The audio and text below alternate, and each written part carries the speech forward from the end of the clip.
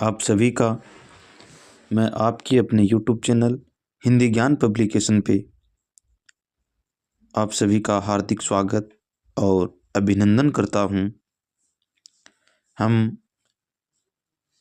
हिंदी साहित्य के अंदर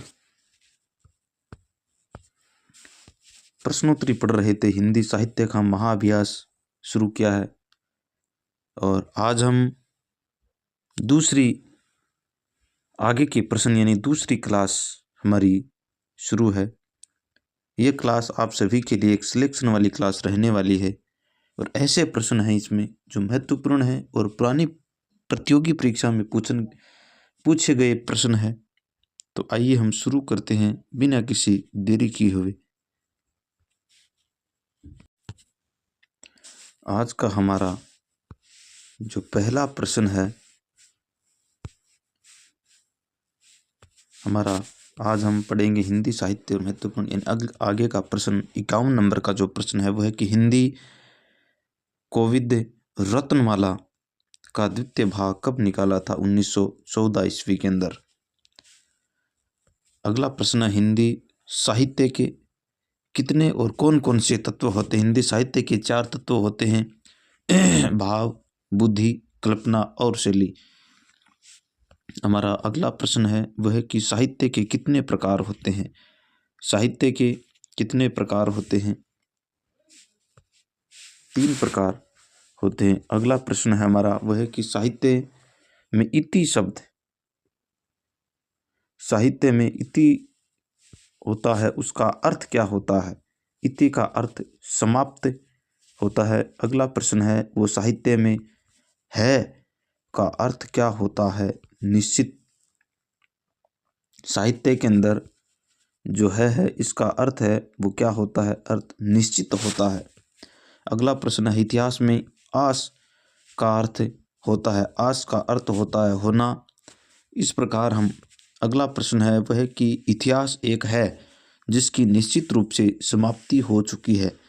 इतिहास उसे कहते हैं जिसकी निश्चित रूप से समाप्ति हो चुकी है। हमारा 58 नंबर का जो प्रश्न है वह है कि इतिहास शब्द की उत्पत्ति किस भाषा से हुई थी। यह महत्वपूर्ण प्रश्न है कि इतिहास की उत्पत्ति है वो किस भाषा से हुई है, वो है ग्रीक भाषा से हुई है। अगला प्रश्न है वह है कि ग्रीक भाषा के किस शब्द का अर्थ इतिहास होता है। ग्रीक भाषा के किस शब्द का अर्थ है वो इतिहास होता है, हिस्ट्री। हिस्ट्री शब्द है उसका अर्थ इतिहास होता है। अगला प्रश्न 60 नंबर का जो प्रश्न है वह है कि इतिहास का शाब्दिक अर्थ क्या होता है। इतिहास का शाब्दिक अर्थ है वो बुनना होता है। हमारा अगला प्रश्न है महाभारत के रचनाकार कौन थे। महाभारत के रचनाकार महर्षि वेदव्यास जी थे। महर्षि वेदव्यास जी ने महाभारत की रचना की थी। हमारा जो 62 नंबर का प्रश्न है वह है कि प्रत्येक साहित्य वहाँ की जनता की चित्तवृत्तियों का संचित प्रतिबिंब होता है। ये परिभाषा किस आचार्य ने दी थी। वेरी इंपॉर्टेंट प्रश्न है कि प्रत्येक साहित्य वहाँ की जनता की चित्तवृत्तियों का संचित प्रतिबिंब होता है। यह किसने कहा था या किसकी परिभाषा, आचार्य रामचंद्र शुक्ल जी की यह परिभाषा है। हमारा अगला प्रश्न है वह कि हिंदी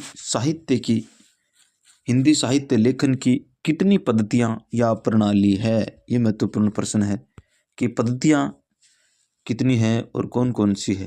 हिंदी साहित्य की 4 पद्धतियाँ या प्रणालियाँ हैं। हमारा अगला प्रश्न है वह है कि निम्नलिखित में से हिंदी साहित्य लेखन की पद्धतियाँ शामिल नहीं है। इनमें से कौन सी शब्द पद्धति है वो शामिल नहीं है। इनमें सभी शामिल की जाती है।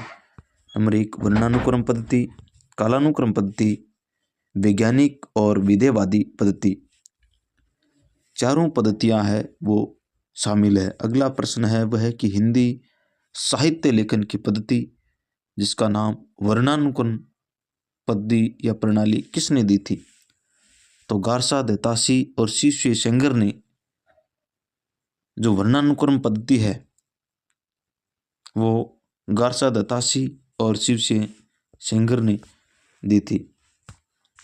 हमारा अगला प्रश्न है वह है कि निम्नलिखित साहित्य लेखन की पद्धतियों का सही मिलान करना है। एक तरफ हमें जो आचार्य हैं, लेखक हैं उनको, और दूसरी जो पद्धति हैं कौन कौन सी मानने वाली वैज्ञानिक है। तो सबसे पहले वर्णानुक्रम पद्धति है, गारसा दत्तासी और शिवसी सेंगर, पहला ऑप्शन सही है। अगला है कालानुक्रम पद्धति किसने दी थी, जॉर्ज अब्राहम गिब्सन और मिस्र बंधुओं ने, दूसरा ऑप्शन भी सही। अगला प्रश्न है वैज्ञानिक पद्धति है वो हजारी प्रसाद द्विवेदी और गणपति चंद्रगुप्त जी ने दी, यह भी सही है। अगला प्रश्न है, अगला ऑप्शन है कि विधेयवादी पद्धति है वो आचार्य रामचंद्र शुक्ल, आचार्य रामचंद्र शुक्ल है, ये शुक्ल नहीं है, और इफालिप्त एडोल्फ तेन, उपयुक्त सभी इसका उत्तर है वो चारों ऑप्शन है वो सही है, उत्तर ये हो जाएगा। अगला प्रश्न है वह कि वर्णानुक्रम पद्धति में वर्णन किस आधार पर किया गया था। वर्णानुक्रम पद्धति है उसके अंदर वर्णन है वो किस आधार पर किया गया था, तो उसका आधार है रचनाकारों का विवरण उनके नाम के प्रारंभिक वर्ण के आधार पर, यानी जैसे किसी का नाम आचार्य, किसी का नाम रामचंद्र था, रामचंद्र, तो आर सबसे पहले र आ रहा है तो र के हिसाब से इसका कर दिया गया। हमारा अगला प्रश्न है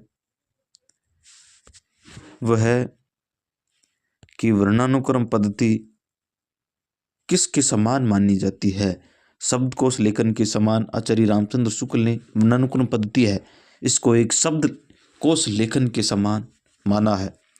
हमारा अगला प्रश्न है कि वर्णानुक्रम पद्धति के लेखन कार्य मुख्य रूप से किस विद्वान ने किया था, कि वर्णानुक्रम पद्धति है इसके अंदर लेखन का कार्य है वो गारसा दत्तासी ने किया था। हमारा अगला प्रश्न है कि गारसा दत्तासी ने वर्णानुक्रम पद्धति के लेखन का कार्य किस भाषा के अंदर किया था, यह महत्वपूर्ण है, फ्रेंच भाषा के अंदर है वो गारसा दत्तासी ने लेखन कार्य है वो किया था। हमारा 71 यानी 71 नंबर का जो प्रश्न है वह है कि गारसा दत्तासी का निम्न में से कौन सा ग्रंथ है उसका नाम कौन सा, यानी निम्नलिखित में से ग्रंथ है, तो मैंने सीधा ऑप्शन को कट करके वन लाइनर क्वेश्चन को लेके आप सभी के सामने हाजिर हूँ। तो इस्तवार दला लिटरेतुर एंदुए हिंदुस्तानी है वो गारसा दत्तासी के ग्रंथ का नाम है। इस ग्रंथ है हिंदुस्तान गारसा दत्तासी के ग्रंथ के अंदर हिंदुस्तानी है इसका शब्द का अर्थ क्या है, इस शब्द का अर्थ है वो उर्दू होता है। अगला प्रश्न है वह कि गारसा दत्तासी के ग्रंथ में जो एंदुई आया है शब्द इसका अर्थ क्या होता है, इसका अर्थ हिंदवी या हिंदी माना गया है, हिंदी या हिंदवी होता है। हमारा अगला प्रश्न है वो है कि गारसा दत्तासी के ग्रंथ का हिंदी अनुवाद क्या है। गारसा दत्तासी है उसके ग्रंथ का हिंदी अनुवाद हिंदवी, हिंदी एवं उर्दू साहित्य का इतिहास, यह इसका हिंदी अनुवाद होता है। हमारा अगला प्रश्न है वह है कि इस्तवार दला लिटरेतुर एंदुई हिंदुस्तानी इनका ग्रंथ है गारसा दत्तासी ने इसके अंदर कुल कितने कवि बताए हैं, ये महत्वपूर्ण है, ये वेरी इंपॉर्टेंट प्रश्न है कि इनका जो ग्रंथ है इसके अंदर कुल कितने कवि बताए हैं, तो कवियों की संख्या 738 मानी है इन्होंने। हमारा अगला प्रश्न है वह है कि गारसा दत्तासी ने अपने ग्रंथ में उर्दू के कितने कवि हैं वो बताए हैं, 666 कवि हैं वो उर्दू के हैं। अगला प्रश्न है कि इस ग्रंथ के अंदर हिंदी के कितने कवि हैं, 72 कवि वो हिंदी के हैं, 666 कवि है वो उर्दू के हैं। टोटल दोनों को मिलाए तो 738 कवि हैं वो होते हैं। हमारा अगला प्रश्न है वह कि गारसा दत्तासी ने अपने ग्रंथ को कितने भागों में विभाजित किया था, 2 भागों में विभाजित किया। गारसा दत्तासी ने अपने ग्रंथ का पहला प्रकाशन है वो कब किया, पहला भाग का प्रकाशन 1839 ईस्वी के अंदर किया था। इस्तवार दला लिटरेतुर हिंदुई हिंदुस्तानी का प्रथम संस्करण का दूसरा भाग का प्रकाशन, प्रथम संस्करण का दूसरा भाग पूछा है। प्रथम संस्करण का दूसरा भाग है वो 1847 ईस्वी के अंदर प्रकाशन किया गया था।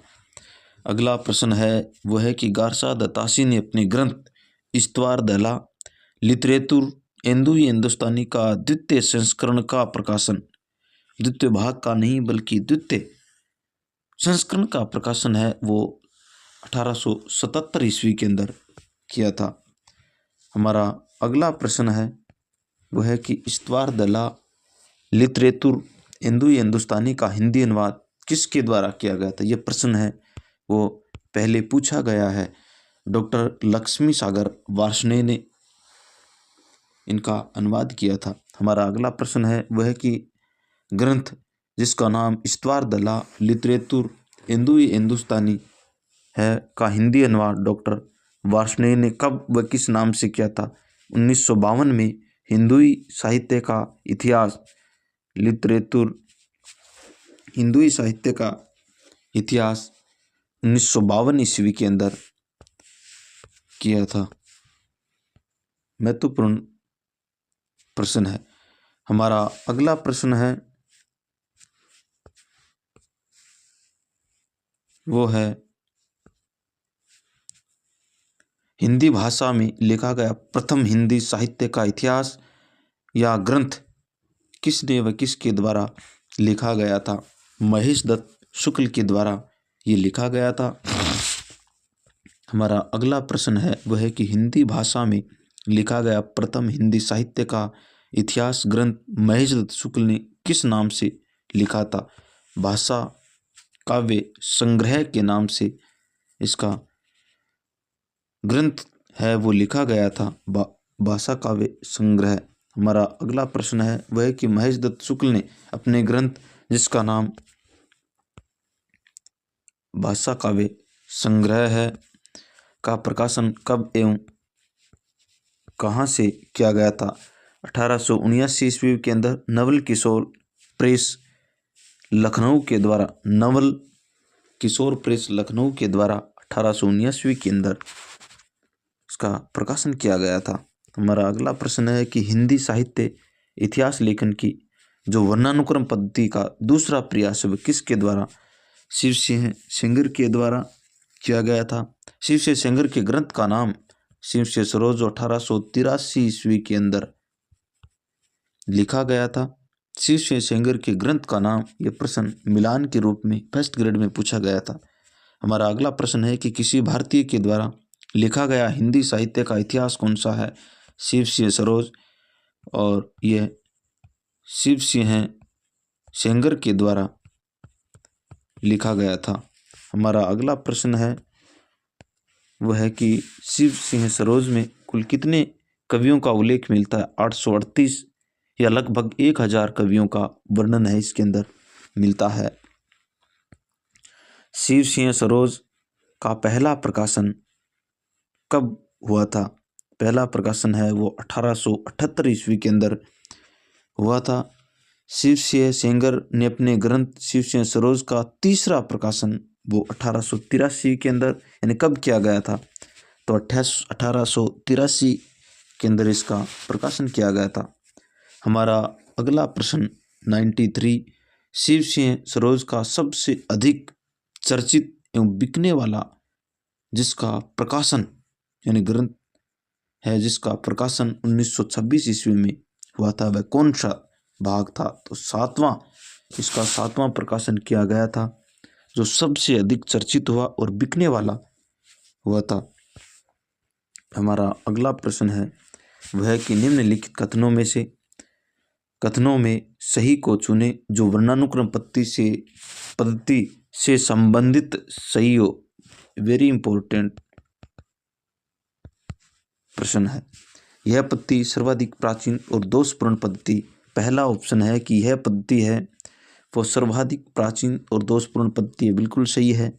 हमारा अगला प्रश्न है कि इसमें वर्णन कवियों के आगे के अक्षर अंग्रेजी के अक्षर के डिक्शनरी के जैसे रखा गया था, यही तो इसकी है वो सबसे बड़ी कमी थी। जैसे आज कोई कवि जन्मा है और वो 15 या 20 साल बाद, जिसका नाम एम से शुरू होता है, एम से शुरू होता है, और एक पहले का जन्मा हुआ यानी आचार्य रामचंद्र शुक्ल है, तो ये पहले और ये पी है वो कल जन्म। इस प्रकार अंग्रेजी की आगे की अक्षर के आधार पर इसको चुन लिया गया। इस प्रकार ये पद्धति है, ये दोषपूर्ण पद्धति है, वो मानी गई थी। हमारा अगला ऑप्शन है वह है कि इस पर आधारित वर्णानुक्रम पद्धति पर आधारित साहित्य इतिहास ग्रंथ कम, साहित्य कोश अधिक लगते हैं। बहुत ही महत्वपूर्ण बात थी। तीनों ऑप्शन सही है, यानी उपयुक्त सभी सारे के सारे ऑप्शन है वो सही है। हमें सही तो पूछा सही। अगला प्रश्न है वह है कि कालानुक्रम पद्धति किसने दी थी? कालानुक्रम पद्धति है वो किसके द्वारा दी गई थी?